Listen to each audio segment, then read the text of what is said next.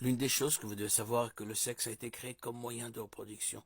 Genèse chapitre 1 verset 28 dit « Dieu les bénit et leur dit soyez féconds et multipliez-vous.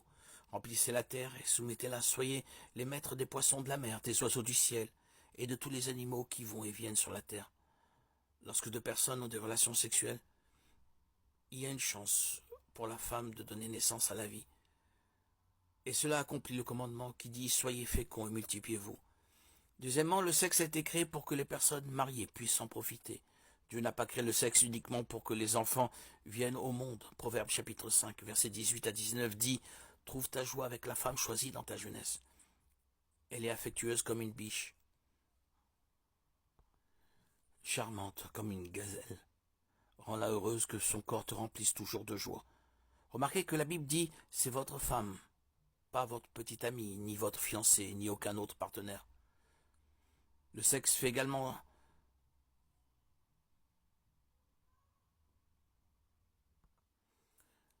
d'un homme et d'une femme une seule chair. Genèse chapitre 2 verset 24 nous dit c'est pourquoi un homme quitte son père et sa mère et s'attache à sa femme et les deux sont unis en un seul. Ceci est une bénédiction pour ceux qui sont unis. Sachez que vous êtes unis à toutes les personnes avec qui vous couchez en tant que principe spirituel. Il est donc normal de ressentir des pulsions sexuelles, surtout quand on aime quelqu'un. Et c'est parce que nous sommes créés pour ressentir ces choses, nous sommes organisés pour vouloir du sexe et en profiter de la même manière que nous sommes organisés pour ressentir la soif ou la fatigue. Le fait que vous donnez votre vie à Christ ne vous enlève pas vos désirs sexuels. Vous devez savoir que Dieu repose sur la pureté et que nous devons obéir à tout ce qu'il nous dit pour notre propre bien.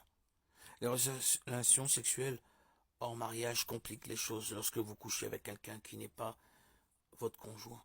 Vous vous rendez émotionnellement et spirituellement disponible pour que beaucoup de choses négatives vous arrivent, comme des maladies sexuellement transmissibles, des grossesses non désirées.